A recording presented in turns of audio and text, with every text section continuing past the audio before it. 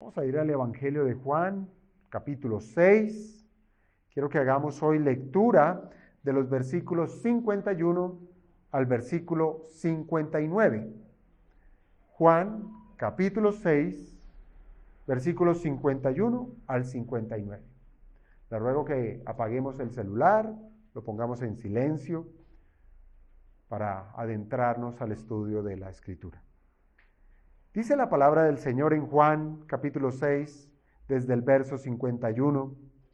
Yo soy el pan vivo que descendió del cielo.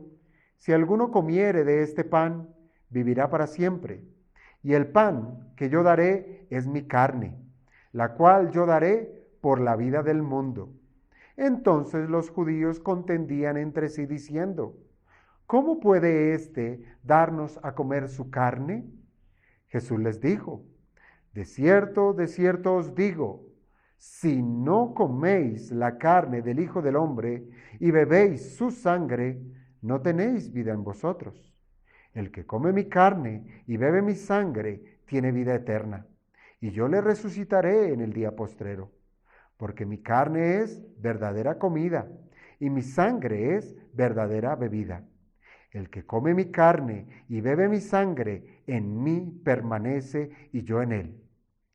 Como me envió el Padre viviente, y yo vivo por el Padre, asimismo el que me come, él también vivirá por mí. Este es el pan que descendió del cielo, no como vuestros padres comieron el maná y murieron. El que come de este pan vivirá eternamente. Estas cosas dijo en la sinagoga, enseñando en Capernaum.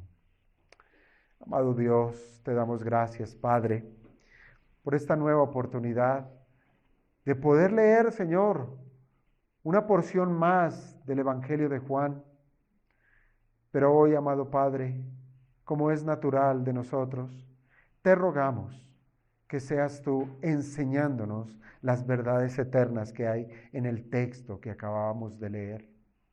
Padre, alienta nuestro corazón, prepáralo, haznos enseñables a ti, para que podamos recibir, Señor, sin ningún tropiezo, tu palabra, tu doctrina, y que de ella, Señor, saquemos beneficio, un beneficio que sea de edificación para nuestras almas, un beneficio que sea de crecimiento espiritual y de madurez, un beneficio que redunde para la gloria y honra de tu nombre y de tu Hijo Jesucristo. Te lo pedimos, oh Señor, en el nombre de nuestro Señor Jesucristo. Amén. Podemos tomar asiento, hermanos.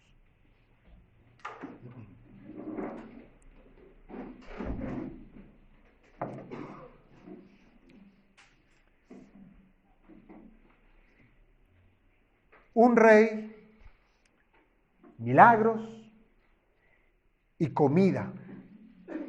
Parecieran temas relevantes que seguramente llaman la atención a cualquier grupo de personas que está experimentando la opresión de un régimen completamente ajeno a su nación. Y pudiéramos decir, hermanos, que se trataba de una situación donde la libertad ha sido limitada o ha sido condicionada. Y esa era la realidad, hermanos, de los judíos en los días de nuestro Señor Jesucristo. Y pudiéramos decir que cosas semejantes experimentamos nosotros. Fíjese, ante la falta de trabajo o de oportunidades de estudio o el encarecimiento incluso de los productos de la canasta básica, hace que cualquier escaramuza de algún cambio social que beneficie al pueblo, pues es natural que llegue a alentar el deseo de cualquier persona a que esto resulte en una vida de holgura, o más bien de felicidad. Esto aviva las emociones, esto impulsa al hombre a desear ese tipo de bienestar. Ahora, lo que ha sido el capítulo 6 del Evangelio de Juan desde un principio ha sido encaminado o enmarcado en un milagro. ¿Cuál fue ese milagro? Pues el milagro de la alimentación de más de 5,000 personas. Y aunque se trató, claro, de las necesidades básicas de los hombres, nuestro Señor Jesucristo quiso enseñar acerca de un bien mayor. Pero esa fue la plataforma, un milagro, una provisión para el cuerpo. Pero el Señor iba a partir de ese milagro a dar una enseñanza de una verdad espiritual. Mire, se trataría de un bien que seguramente está excluido de cualquier pensamiento humano, que por causa de la depravación del corazón no le permite sopesar. Una persona muerta en sus delitos y pecados piensa solamente en su bienestar del día de hoy, de lo que ha de comer, de lo que ha de vestir, de sus posesiones. Pero pensar en la necesidad del alma es algo que no está dentro de sus planes. Y eso es lo que el Señor va a tratar. Se trata de la situación del alma, la cual está bajo la más profunda de las necesidades. Y es un acierto comparar el estado del alma de los hombres con el estado de una persona que está desnutrida. Es un acierto. ¿Y por qué lo digo? Porque al igual que cuando el cuerpo físico tiene hambre o tiene una necesidad, el cuerpo lo hace saber. Se enferma, duele, cruje el estómago cuando es un caso de hambre. Y asimismo, amados hermanos, debiéramos entender que cuando hay necesidad del alma, el alma sufre. Pero así que con la misma compasión que el Señor tuvo por esa multitud en su momento que tenía hambre física y les dio la provisión suficiente para comer, incluso hasta ser saciados, ahora el Señor desde una sinagoga ha estado enseñando acerca de una satisfacción mayor que tener el estómago lleno. Y su enseñanza se ha centrado bajo una declaración. ¿Cuál? Yo soy el pan de vida. Allí se centra su enseñanza. Allí se centra el ofrecimiento de un bien mejor, de una mejor bendición que el pan físico. Yo soy el pan de vida. Y con esa expresión, hermanos, hemos visto que se trata de una presentación de él mismo. Esas son sus credenciales para ese sermón. Esa es su presentación en el momento de estar allí en esa sinagoga. Él dice, yo soy el pan de vida que he descendido del cielo. Pero ante la torpeza de los hombres, ellos no supieron contemplar la verdad espiritual que traía esas palabras. Y es así como con muchas otras cosas los hombres tropiezan. Piénsalo. Por ejemplo, el pretender que la vida del hombre consiste en la seguridad de tener lo suficiente para esta vida. En eso tropieza el hombre. En eso tropezamos constantemente. ¿En qué es lo mejor para mí? ¿Cuál es el mejor trabajo? ¿Cuál es la mejor ropa para vestir? ¿Cuál es la mejor educación que le puedo brindar a los hijos? ¿Cuál es la mejor casa? Etcétera, etcétera. Allí tropezamos los hombres. Y pareciera que no hemos considerado que nuestros cuerpos, con cada día que pasa, ¿qué va sucediendo? Se va deteriorando, ¿cierto? Quizás los jóvenes y aún los niños dirán, no, pastora, hasta aquí se está equivocando, ¿sí? Cada vez me siento más vital, cada vez quisiera comerme el mundo y sujetarlo a mis pies. Pero con el tiempo, cada quien se va a dar cuenta que las fuerzas fallan, que el aliento ya no es el mismo, que nos vamos efectivamente deteriorando y al pasar los días nos estamos acercando más a un evento. ¿Cuál? La muerte. La muerte. Cada día más que pasa en nuestra vida es un día más cerca de la muerte. ¿No lo ha pensado de esa manera? Y ahora, el tema de la muerte ha sido un asunto que hasta nuestros días es algo sumamente ajeno a nuestro entendimiento, con tal que nosotros queremos ni siquiera pensar en ello. Queremos apartarnos de esa posibilidad. Si vemos a un familiar enfermo en una situación de bastante calamidad, incluso llegamos a considerar, no, oremos para que el Señor le dé una oportunidad nueva. Pero, ¿qué si la voluntad del Señor es la muerte? Así es que esa es la concepción que nosotros tenemos, de estar ajenos a ese concepto, con tal que muchos le temen a que llegue ese momento, pues sus deleites, adivine dónde están.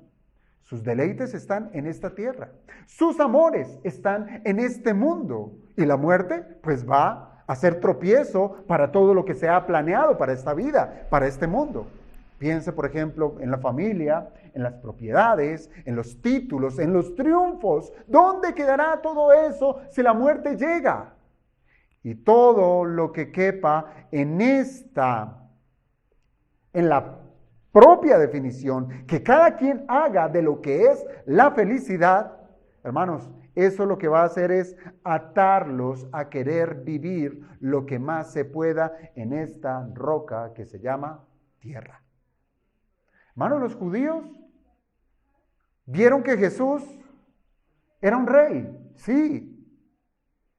Vieron en él a una persona que les podía suplir sus necesidades físicas. Y lo veíamos en su momento, cómo estos lo querían tomar al Señor y hacerlo rey. Pero ellos se encontraron con una realidad que no estaba en sus presupuestos. Y es que este verdadero rey les daría algo, o más bien, les ofrecería algo mejor, algo mayor, un cuidado verdadero requerido para un pueblo, pero para un pueblo especial, para un pueblo elegido por Dios. ¿Dándoles qué? Dándoles un alimento que les iba a proporcionar vida eterna. Así es que esto se salía de cualquier cálculo, esto se salía de cualquier objeto de los planes humanos aquí en esta tierra. Pensar en un pan espiritual, pensar en un alimento que sacie el alma. Si usted o cualquier hombre tiene sus raíces aquí en esta tierra, dirá, no lo quiero. Yo quiero otra cosa, quiero el ya, quiero techo, quiero alimento, quiero vestido, etcétera. Pero la propuesta del Señor era absolutamente mayor. Pero el punto está que ese alimento ofrecido por el Señor, llamado el pan de vida, tiene una pregunta, y es, ¿cómo podía una persona, o cómo puede una persona aprovecharse de ese pan de vida? ¿Cómo lo puede obtener? ¿Cómo se puede saciar de él? ¿Cómo puede ser alimentado con ese pan? Y la respuesta que nos presenta la Escritura es por medio de un sacrificio. Un sacrificio. Y ese es el primer punto que yo quiero esglosar en este sermón.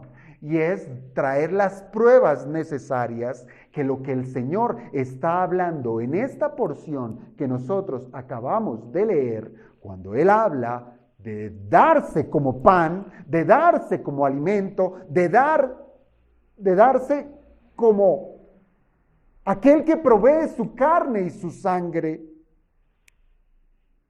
Él estaba pensando en el concepto de un sacrificio. Y eso es lo que quiero probar en este momento. Mire, una cosa es proveer pan físico, ¿cierto? Como si este fuera un elemento particular, un elemento externo, un elemento fácilmente distinguible, porque se puede palpar, se puede oler, se puede saborear, ¿sí? Usted le traen un pan, imagínese un pan fresco, recién salido del horno. Hermano, solamente el olor ya usted queda cautivado allí. Por más de que el médico le diga a usted, no puede comer pan, ¿cierto? Pero es que esto se ve espectacular y así usted no tuviera hambre, el hambre se le despierta, ¿verdad? Eso es una cosa, ese pan físico. Pero las palabras del Señor, al presentarse como Él se presenta, como el pan de vida, hacen un giro, donde además de identificarse como ese pan de vida, ahora le suma un nuevo concepto, y es que ese pan debe ser consumido. Y ahí está el punto. Ese pan debe ser consumido. Y además de eso, el Señor añade que ese pan es su carne. Y aquí es donde se empieza como que a poner más difícil la enseñanza del Señor. Y es donde comienza a ser de tropiezo para aquellos que le están escuchando. Mire lo que dice el versículo 51. Yo soy el pan vivo que descendió del cielo. Y ojo a lo que sigue. Si alguno comiere de este pan, fíjese allí, si él está diciendo que él es el pan vivo, y ahora está diciendo, si alguno comiere de ese pan, está diciendo, si alguno me comiere, ¿cierto? ¿En qué resulta esto? Vivirá para siempre.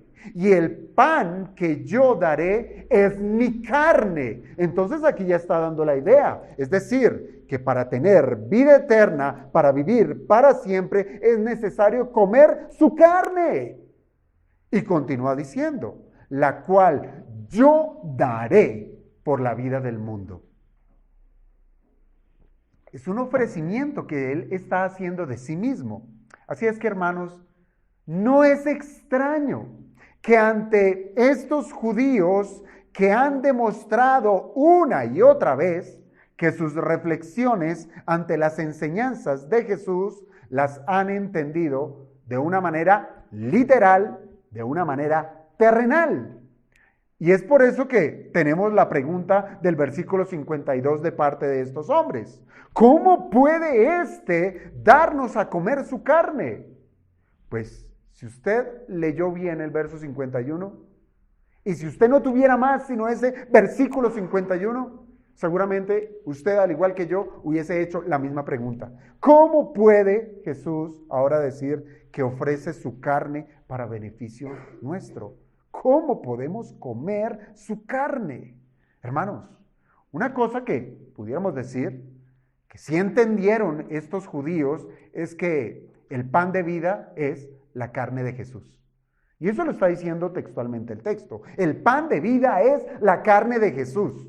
Ahora, hasta esta altura del discurso, se trata de un elemento nuevo y aún aclaratorio, decir que el pan de vida es la carne de Cristo. Esto es nuevo en este discurso y aclara lo que el Señor quiere decir. Claro que desde la perspectiva del Señor, pues para estos judíos les resultó todo lo contrario, les resultó algo imposible de aceptar. Ellos no aceptaban en su razonamiento el comer la carne de un hombre. Al igual que nosotros, ¿cierto? ¿A quién le cabría en la cabeza comer la carne de un hombre? Pero la respuesta del Señor fue aún más confusa para los hombres, lo que tenemos en el versículo 53, que dice, Jesús les dijo, de cierto os digo, si no coméis, allí está, el acto que el hombre debe hacer, si no coméis la carne del Hijo del Hombre y bebéis su sangre, no tenéis vida en vosotros. La complicó más, ¿verdad? ¿Por qué? Porque es aquí donde hemos de posar nuestra atención para poder tener claridad de todo lo que está diciendo el Señor. Y son palabras categóricas que necesitamos entender, porque de allí depende tener la vida. De aquí depende tener la vida, de que nosotros tengamos la comprensión de qué es comer la carne del Hijo del Hombre y qué es beber su sangre. Porque bien lo dijo el Señor, si no coméis, si no bebéis, no tenéis vida. Así es que es importante, ¿o no? Claro que sí. Mire, si para los judíos comer la carne de Jesús era algo bastante extraño, ¿sí? ¿Cómo les resultaría el comentario de beber su sangre? Ese sí como que la sacaba del estadio, ¿verdad? ¿Por qué digo esto? Porque es que la audiencia eran judíos. Y el Antiguo Testamento habla acerca de estos elementos de la carne y de la sangre, incluso hace advertencias categóricas en lo que respecta al canibalismo. Que es lo que pareciera sugerir las palabras de nuestro Señor Jesucristo al comer su carne. Entonces, esto lo tendrían en mente los judíos, decir, ¿pero cómo nos pide que comamos de su carne? Esto está prohibido, esto es de impíos, esto es de paganos. Pero aún son más amplias las escrituras en el Antiguo Testamento cuando Dios prohíbe el consumo de la sangre. Y uno puede encontrar textos, por ejemplo, en el libro de Levítico. Vaya, busque allí en Levítico capítulo 3, versículo 17, cómo Dios prohíbe el consumo de la sangre. Levítico 3:17. Allí encontramos, estatuto perpetuo será por vuestras edades. Mire, esto será para siempre. Donde quiera que habitéis, que ninguna grosura ni ninguna sangre comeréis. Allí está. ¿Y por qué la prohibición? Bueno, el Señor la explica también en el libro de Levítico, más adelante. En el capítulo 17, versículo 11. Tome la cita. Levítico 17, versículo 11. Allí se nos dice, porque la vida de la carne en la sangre está. Por eso es la prohibición. Por eso el Señor no quiere que el hombre consuma la sangre. Y ahora, piense esto. Y ante tantos sacrificios de animales, porque eso fue el sistema sacrificial que hasta el momento el pueblo judío estaba ejercitando día tras día, jamás Dios ordenó consumir la sangre, jamás. Y aún, dependiendo del tipo de sacrificio, en lo que respecta a la carne, habían sacrificios como era el holocausto. En el holocausto el animal era quemado completamente, ¿sí? Como ofrenda a Dios, no quedaba absolutamente nada. Pero también habían otros tipos de sacrificios en los cuales la carne se compartía del animal, no de un hombre, del animal. Esa carne se podía compartir al sacerdote o también al oferente, y también el Señor dispuso que esa carne se repartiera entre los necesitados. Pero era la carne de un animal. Así es que, hermanos, es natural que estos judíos se espantaran de los conceptos tales como el comer la carne de un hombre y beber su sangre. Era algo sumamente sacado de los cabellos. Ellos sabían que los sacrificios humanos eran prohibidos y que son considerados como una abominación, que eso era propio de las naciones paganas. Dentro del paganismo sí se encontraba este tipo de prácticas de sacrificios humanos. Así es que para el pensamiento judío las palabras del Señor Jesucristo eran completamente reprochables. Pero el Señor tenía en mente, era un asunto que sí podían los judíos entender. ¿Cuál? El asunto de los sacrificios. Pero no lo vieron. Se fueron a la minucia, comer carne, beber sangre. Pero no se les pasó por la cabeza que el Señor estaba utilizando era conceptos que eran propios de un sacrificio. Y lo leíamos allá en Levítico, que la sangre simboliza ¿qué? La vida, ¿verdad? Y sumado al concepto de la carne, se tratan de dos elementos que hicieron parte muy importante del sistema sacrificial del Antiguo Testamento. Mire, para que existiera, o sea, para que el Señor mandara que hubiera un lavacro allá en el tabernáculo y aún en el templo, donde el sacerdote tenía que lavarse, hermanos, es porque ese hombre de pies a cabeza quedaba untado de sangre. Porque sus días era eso, sacrificio tras sacrificio tras sacrificio. Era una carnicería prácticamente. ¿sí? Y esos elementos estaban allí. Así es que el lenguaje que está usando nuestro Señor Jesucristo tiene todo que ver con un sacrificio, carne y sangre, carne y sangre. No se trataba, hermanos, de un asunto nuevo, no era nada nuevo. La religión judía basaba sus prácticas en continuos sacrificios, pero claro, el Señor estaba hablando de un sacrificio mayor, ¿sí? Y no es la primera vez que lo hacía el Señor Jesucristo en las páginas del Evangelio de Juan. Usted puede recordar, por ejemplo, las palabras que cruzó el Señor con Nicodemo, ¿sí? Cuando el Señor le dice a Nicodemo, así es necesario que el Hijo del Hombre sea levantado. ¿Se acuerdan de esa porción?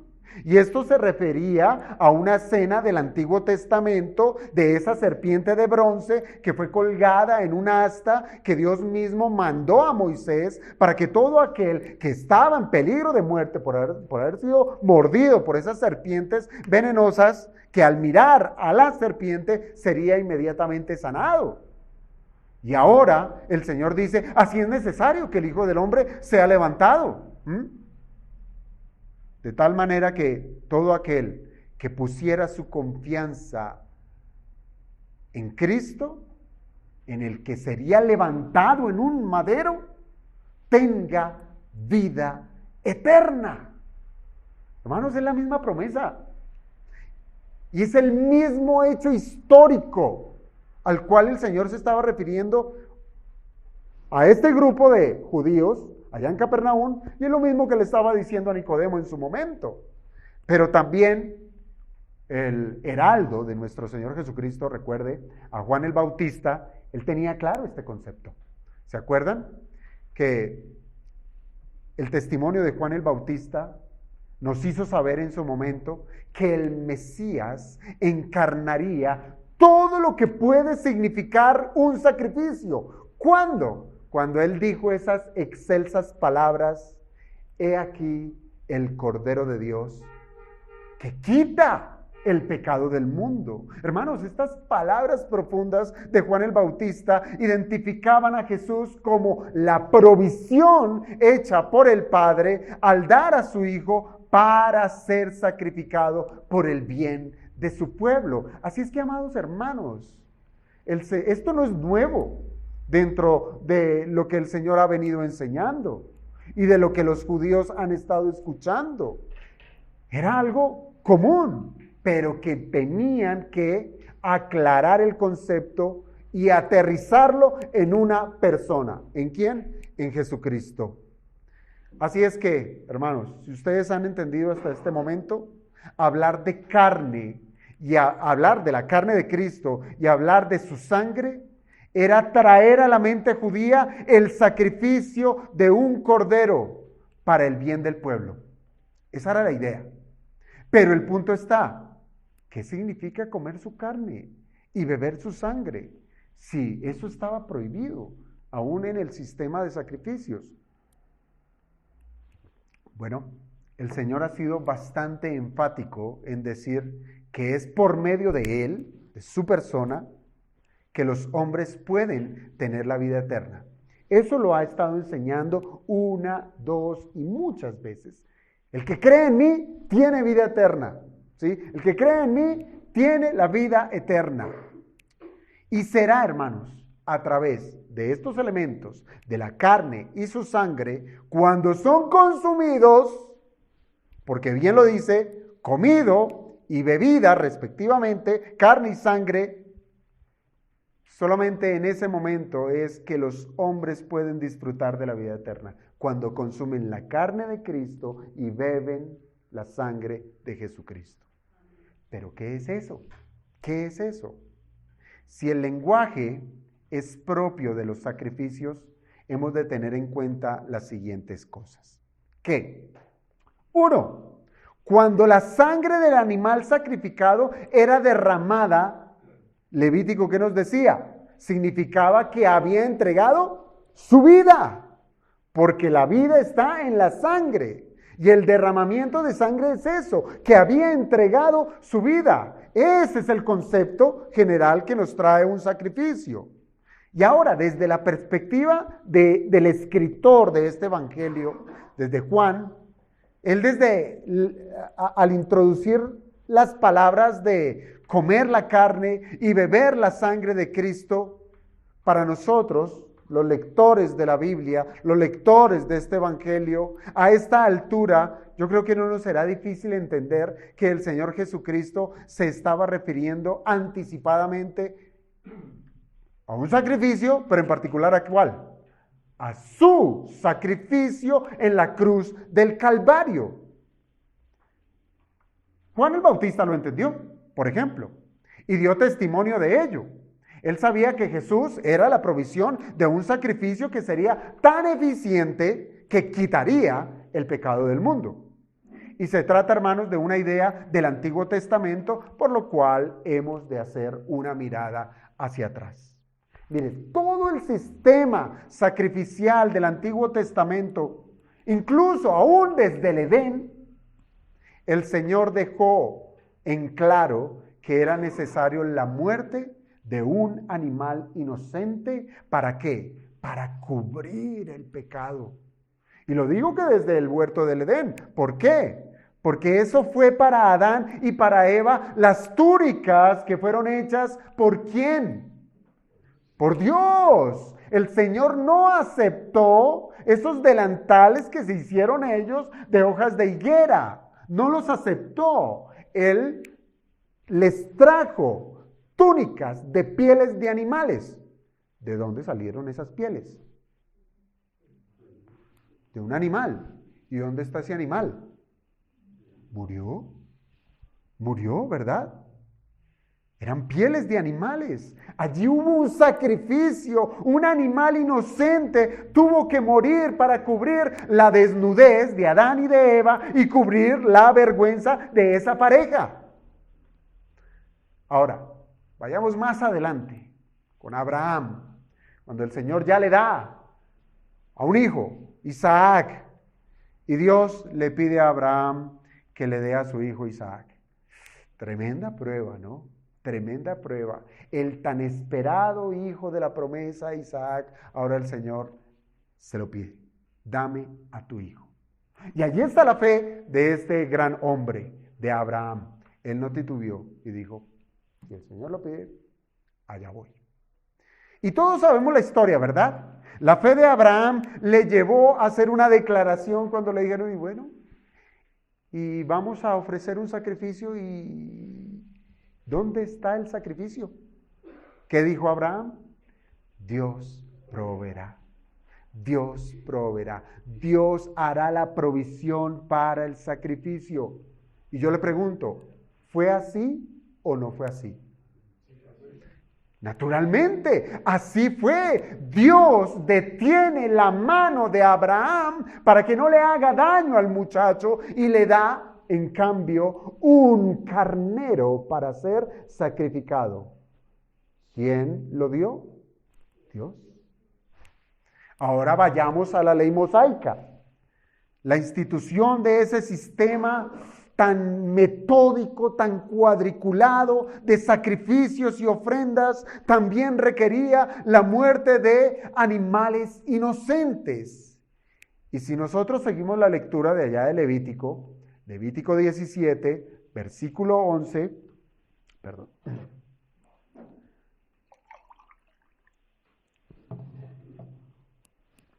En Levítico 17 y 11, que apenas hice lectura de la primera parte de ese verso, pero leámoslo todo. Mire lo que dice, Levítico 17, 11. Porque la vida de la carne en la sangre está. Ojo con lo que dice. Y yo, dice el Señor, os la he dado para hacer expiación sobre el altar por vuestras almas. Y la misma sangre hará expiación. ¿Quién dio el sacrificio? Dios. Así es que, hermanos, este pasaje en particular de Levítico 17 que tiene en común con muchas cosas de los otros que hemos citado a lo largo de la historia del Antiguo Testamento, pero este pasaje ya nos presenta el propósito de esos sacrificios y utiliza una palabra que quizás para muchos es extraña o es conocida, pero su significado extraño, y es la palabra expiación. Usted lo ha escuchado muchas veces, ¿cierto? La expiación hace parte de todo el sistema sacrificial, pero acompañado a la expiación hay otras dos palabras. ¿Cuáles? Redención y propiciación. Entonces tenemos tres palabras extrañas, pero bíblicas: expiación, redención y propiciación. Ese es el propósito de los sacrificios y debiéramos tener conocimiento de ello, porque de eso nos beneficiamos nosotros. Mire, en algunos casos estas palabras son intercambiables, parecieran incluso sinónimas, pero sí hay un leve distanciamiento de la una a la otra. Es decir, podemos ver una distinción entre ellas. ¿Qué es la expiación? Hermanos, la expiación se refiere a la eliminación del pecado a través de un sacrificio. Eso es la expiación, la eliminación del pecado a través de un sacrificio. ¿Y entonces qué es la redención? Bueno, sí hemos martillado más veces y quizás tenemos más claro cuál es su significado. La redención implica liberación, ¿cierto?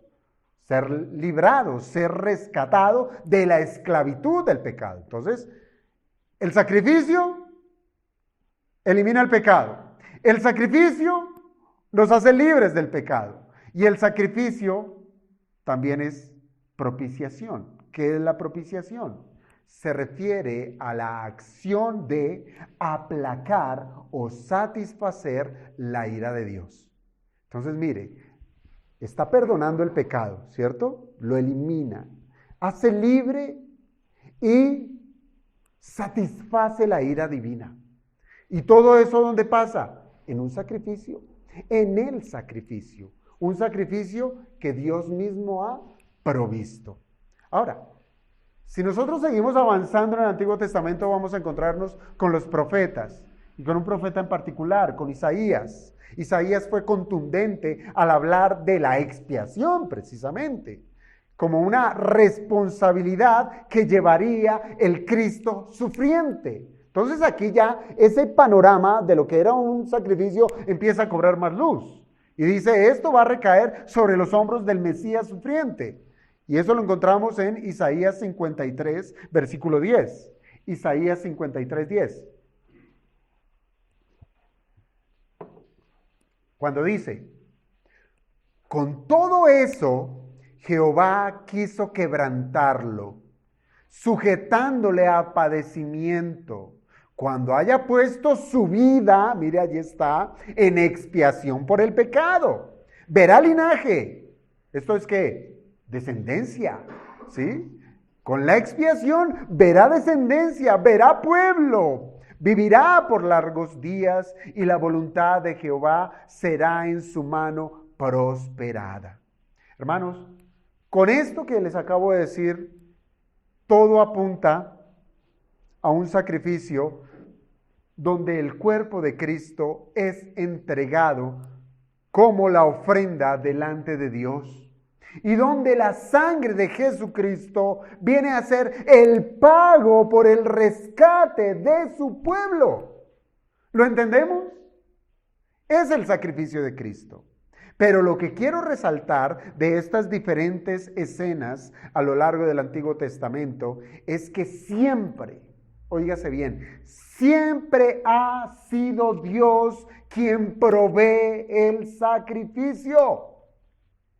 Es Dios. Ahora entienda las palabras del Señor Jesucristo en Juan 6:51. Él dice, el pan que yo daré es mi carne. ¿Qué está diciendo? Yo soy el Dios proveedor. Yo daré sacrificio y el sacrificio es mi carne. En otras traducciones es mi cuerpo.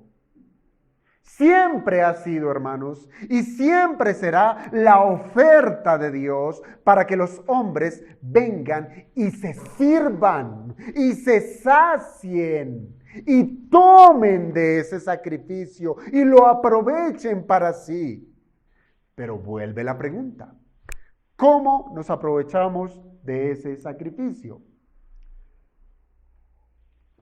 Pudiéramos citar muchos ejemplos, pero quiero citar un versículo en particular, en Romanos capítulo 3, versículo 25. Romanos 3, verso 25. Búsquelo rápidamente allí en la Biblia, Romanos 3, 25. Dice: a quien Dios puso como propiciación. Aquí está refiriendo al Señor Jesucristo, que lo puso como propiciación. ¿Se acuerda qué es propiciación?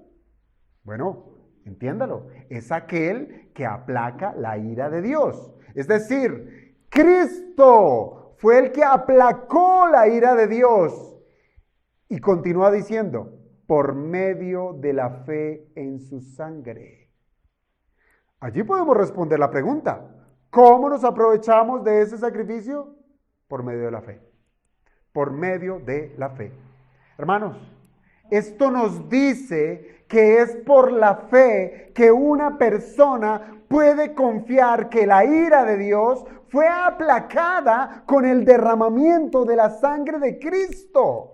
Y que ya no se nos demanda a nosotros nada, pues todo fue saldado, todo fue pagado. La sangre de Cristo es el precio suficiente por nuestros pecados. Nuestros pecados fueron perdonados, siendo la sangre de Cristo el único precio que Dios requirió para quedar satisfecho. El Señor mismo, en el seno intratrinitario, dijo: la única manera para poder pagar por los pecados de los hombres es algo que sea incorruptible, y es la sangre del Cordero de Dios. Hijo, ¿de acuerdo? De acuerdo, Padre. Yo la daré por tu pueblo y los redimiré y haré expiación de sus pecados y aplacaré tu ira, Señor, la cual caerá con todo el furor sobre el cuerpo que tú me darás. Ese es el pacto eterno, del cual nos beneficiamos todos los que creemos en él. Así es que, amados hermanos, esto mismo lo ha venido diciendo el Señor, que es por la fe que nosotros podemos gozar de paz para con Dios. El Señor ya lo ha repetido una y otra vez: el que cree en mí tiene vida eterna, el que cree en mí tiene vida eterna. Hermanos, en una forma sencilla, atiéndame esto: comer la carne y beber la sangre de Cristo significa apropiarse de ese sacrificio, de hacerlo suyo. Esto es reconocer que Cristo es el sustituto suyo, el sustituto perfecto que cumplió las demandas del Padre frente al pecado. Eso es comer y beber la sangre de Cristo, creer que Él pagó por mí, que Él murió en la cruz en lugar de mí, que Él derramó toda la sangre para pagar por mis pecados. Eso es, si yo lo creo, eso es comer la carne de Cristo, beber su sangre. ¿Lo entendemos? Muy bien, habiendo dedicado este tiempo para saber qué es lo que estaba hablando el Señor, que estaba hablando de su sacrificio que estaba por venir, ahora hablemos de los beneficios de ese sacrificio, ¿sí? Y precisamente los versículos 54 al 59 nos presentan los beneficios del sacrificio de Cristo. Mire, comer y beber la sangre de Cristo es, sin lugar a dudas, disfrutar de lo que se logró con ese sacrificio. Es disfrutarlo, es apropiarse, es decir, todo lo que brota de la cruz del Calvario es a mi favor. Y el Señor, desde el verso 54, empieza a definir esos beneficios. ¿Qué dice el verso 54? El que come mi carne y bebe mi sangre, ahí está su sacrificio. El que se apropia de ellos por medio de la fe, ¿qué dice? Tiene vida eterna y yo le resucitaré en el día postrero.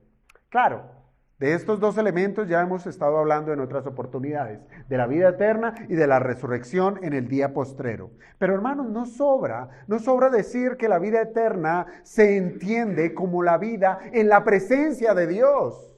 Eso es vida eterna. Eso no es vivir por mucho tiempo siendo felices. Bueno, en cierto aspecto uno lo pudiera considerar de esa manera, pero la verdadera felicidad es que estamos en la presencia de Dios, en donde esa gran barrera o abismo que había entre Dios y el hombre ha sido eliminada. ¿Cuál barrera? La enemistad. La enemistad. Antes éramos enemigos de Dios, pero ahora en Cristo y gracias a su sacrificio ya no somos enemigos, sino hemos sido llamados sus amigos. Entonces la vida eterna es eso, es estar en la presencia de Dios, que comienza en esta vida cuando el hombre cree en el sacrificio de Jesucristo y se perfeccionará en la vida futura.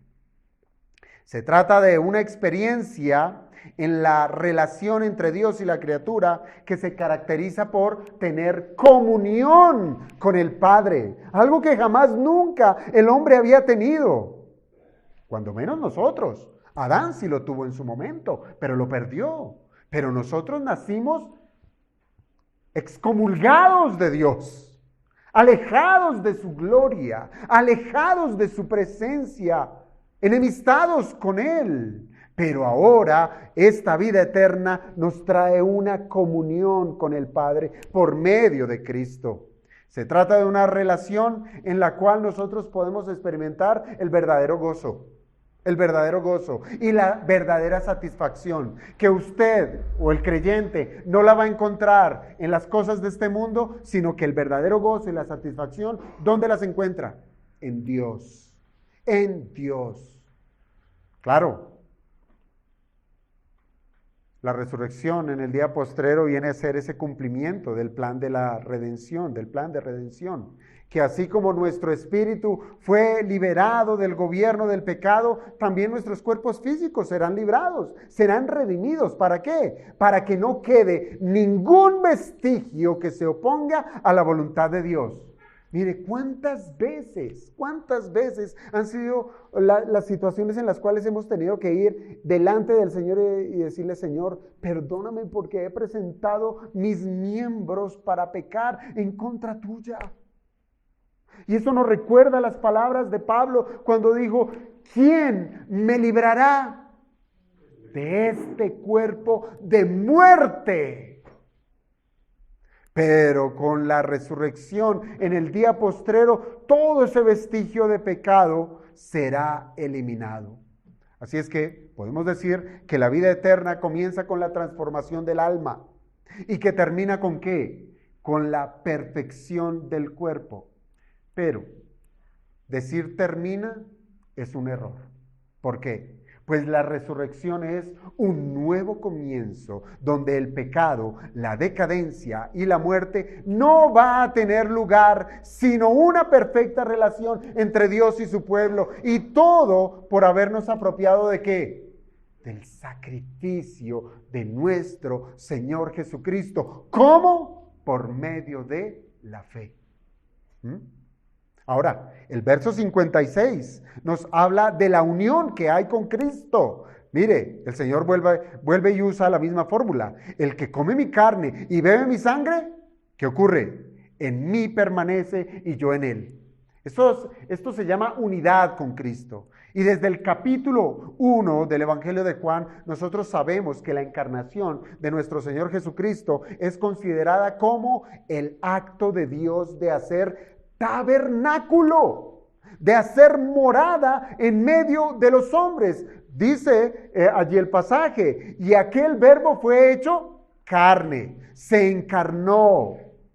Y dice: y habitó entre nosotros, hizo tabernáculo, hizo su morada en medio de nosotros. Pero lo que respecta a este versículo 56, expresa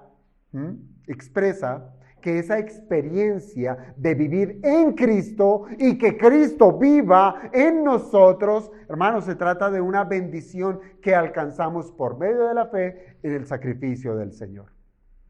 ¿De qué se trata esto? Se trata de la cohabitación, de vivir unidos con Jesucristo. Se trata de una promesa de no estar solos. Se trata de una promesa de no estar desamparados. Así es que si usted ha considerado su salvación, ¿por qué ha de sentirse solo y desamparado? Si Cristo ha venido a morar en su vida y usted ha sido injertado en el cuerpo de Jesucristo. Entonces no puede caber esto en la mente de un cristiano. Piénselo así. En la eternidad pasada, hablándolo de nuestros términos naturales, desde la eternidad pasada, nosotros, el pueblo de Dios, estuvimos en la mente del Padre. Estábamos en la mente de Dios, al ser elegidos en la eternidad para ser su pueblo. Y ahora que ya hemos creído en Cristo, Él ha venido a morar en nuestro corazón. Es como lo cantábamos en esta mañana en el himno. Ya pertenezco a Cristo y Él pertenece a mí. Hermanos, es por medio de la fe, dice la Escritura, que nosotros hemos sido bautizados. El Espíritu Santo nos ha bautizado en el cuerpo místico de Cristo, en el momento en que creímos en Jesucristo y en su sacrificio. Hemos sido bautizados en su cuerpo. ¿Qué implica eso? Que hemos sido injertados en su ser.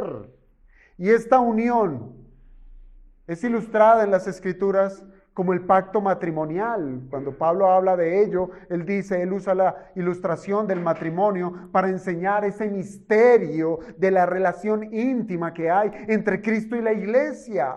Dice, la relación que hay entre Cristo y la iglesia es tal cual que los dos serán una sola carne. Unidad. Y esta relación de unidad solo es posible mediante la fe. Y al estar, hermanos, al estar en Cristo, todo es posible. Somos partícipes de todos sus beneficios. Por lo cual la Biblia llama al creyente que somos herederos de Dios y coherederos con Cristo. Así nos llama la Biblia. ¿Por qué? Porque estamos en Él y Él está en nosotros. Si es que padecemos, dice Pablo, juntamente con Él, para que juntamente con Él seamos glorificados. Si nosotros no estamos unidos a Cristo, no hay herencia. No hay herencia. Ahora, pasemos al versículo 57.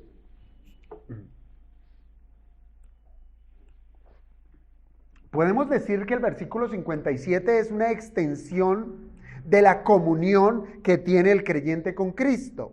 Pero esta vez resalta un aspecto en particular, el aspecto de la vida.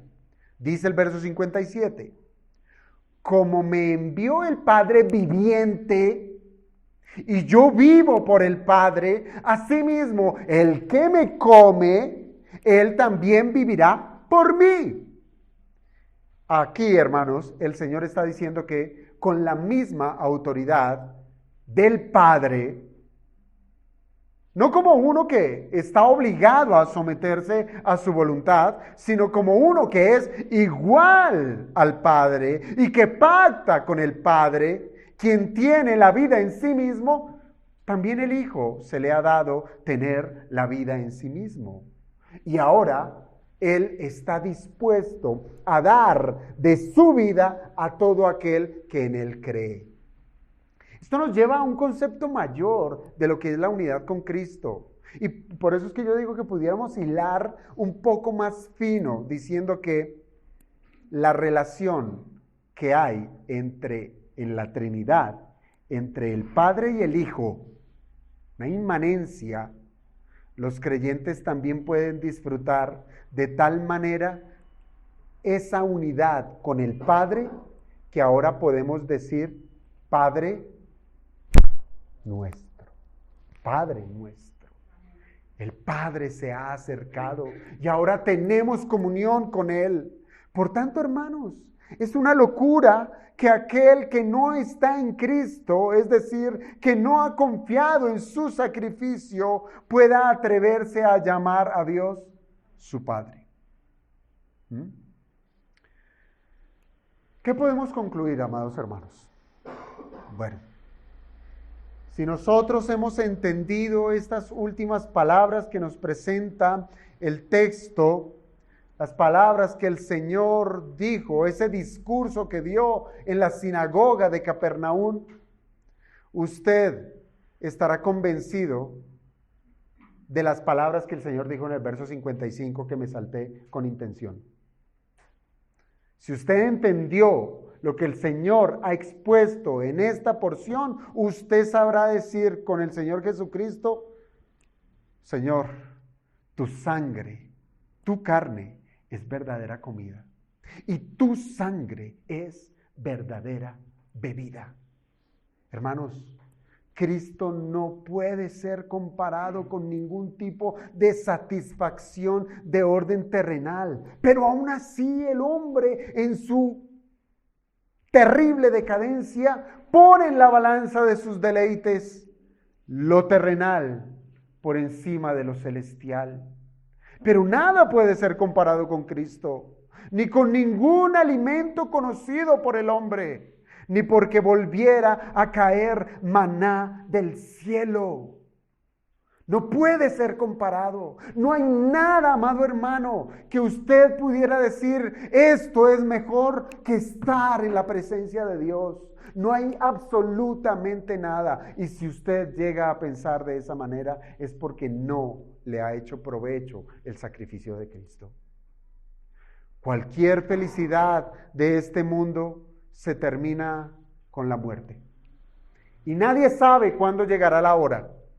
Puede ser hoy mismo que usted muera en sus deleites pasionales, en sus deleites terrenales. Por eso es que es de gran urgencia, amados hermanos, que nos preguntemos acerca de la condición de nuestras almas.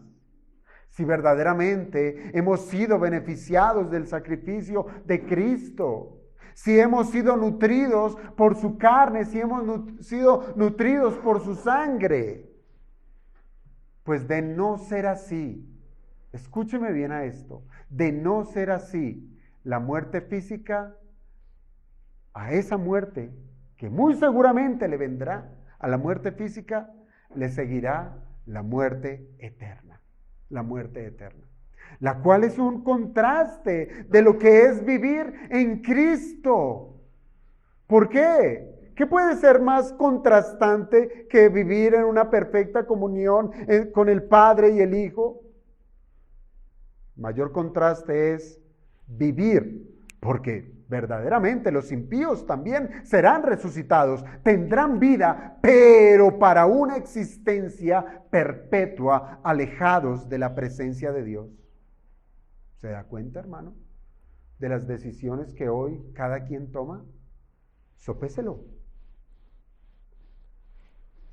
¿Dónde están sus valores? Hermanos,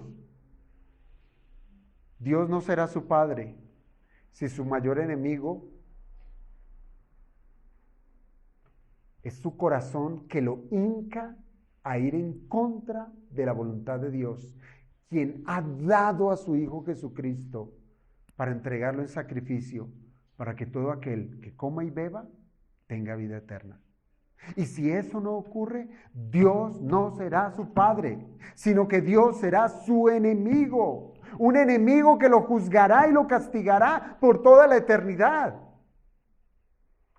En segundo lugar, hemos de saber, hermanos, que no se necesita ser desconocedor de las Escrituras para estar errado en quién es Jesús y cuál es su obra. Me explico. No crea que por usted llenar su cabeza de teología y sabérsela al derecho y al revés, no crea que eso es comer la carne, beber la sangre de Cristo. Porque tanta teología que usted pueda tener en su cabeza aún puede estar errado. Miren, los judíos tenían el Antiguo Testamento, ¿verdad? Y aún así no entendieron que Jesús era el Mesías que venía a ser ofrecido como sacrificio para la salvación del pueblo de Dios. No lo entendieron. Y todo lo que nosotros pudimos leer del Antiguo Testamento, claro, muy corto, pero apuntaba a Cristo, apuntaba al Mesías que estaba por venir, pero ellos no lo reconocieron. Y en su desconocimiento de la verdad, los llevó a considerar la torpe idea de comer el cuerpo de Jesús literalmente. Y así de absurda es la doctrina romana, ¿no le parece? Sobre la Eucaristía, que se basa en la creencia de la presencia real de Jesucristo en el pan y el vino. Hermanos, así es que tanto los judíos como los papistas tienen la Biblia en sus manos. Y usted tiene la Biblia en las manos, ¿sí? Pero la pregunta está, ¿la desconocemos como ellos? Una buena pregunta para llevarnos. ¿Desconocemos a quién se nos está revelando en la Biblia? ¿Hemos de caer en el mismo mal que estos hombres? Mire, un grupo quiere volver a los sacrificios de animales. Quieren volver a los sacrificios de animales. Quieren volver a la reconstrucción de un templo. Volviendo a los rudimentos de los sacrificios de toros y de machos cabríos, los cuales eran sombra, hermano, eran sombra de lo que había de venir, de Cristo. Pero el Señor, hermanos, es la realidad perfecta de lo que los símbolos quisieron enseñar. Bien dice la Biblia en Hebreos 9, vaya a la carta a los Hebreos, capítulo 9, versículos 11 y 12.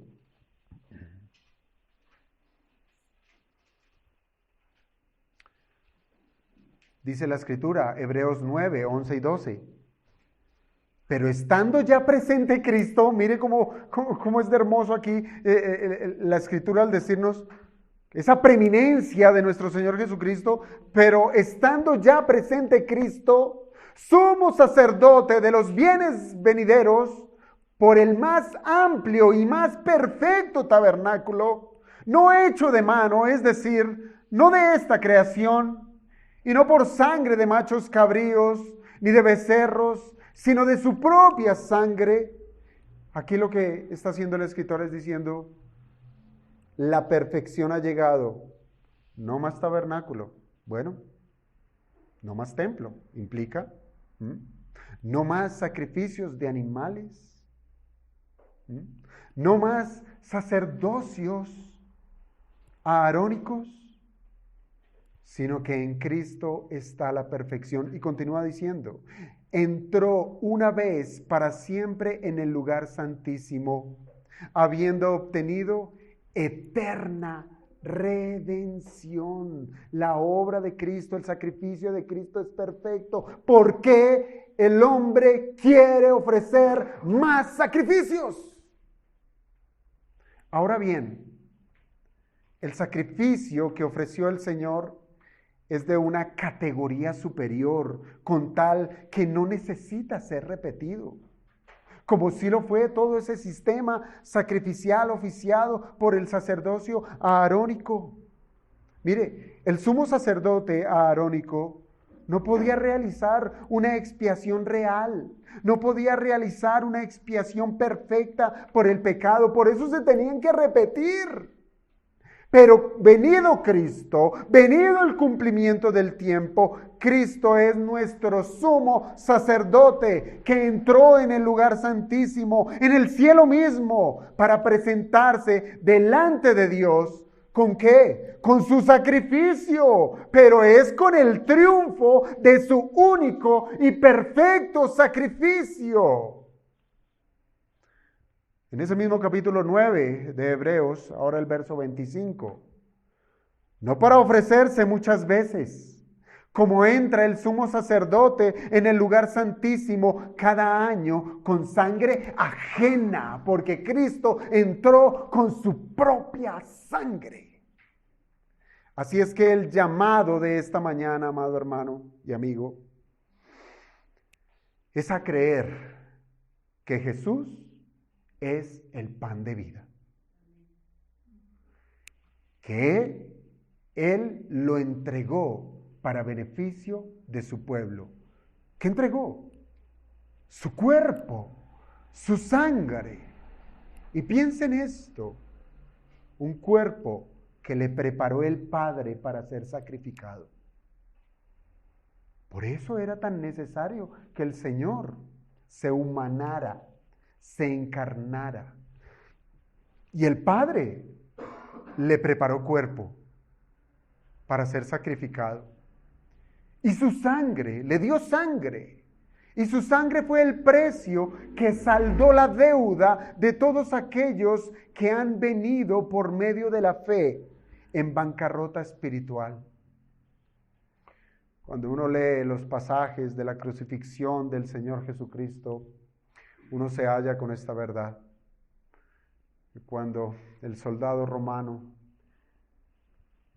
extiende su mano con una lanza y atraviesa su costado, dice la Escritura que agua salía de él, porque él dio hasta la última gota de su sangre para salvar, para expiar, para ser propicio, para redimir al pueblo que el Padre le dio para que lo salvara. Muy seguramente usted no va a escuchar en este púlpito cómo está su bolsillo, cómo está su vida, cómo está su salud. No es que no nos interese el bienestar físico, pero el Señor nos dejó ejemplo que el hambre física puede ser suplida con un pedazo de pan. Eso no tiene problema. Pero la condición del alma necesita una provisión mayor, por la cual me obliga a preguntar, ¿cómo está su alma? Y ante su necesidad, le ruego que venga a Cristo, que coma de su cuerpo y beba de su sangre para que tenga vida eterna. Vamos a orar, hermanos, para que el Señor nos ayude con ello.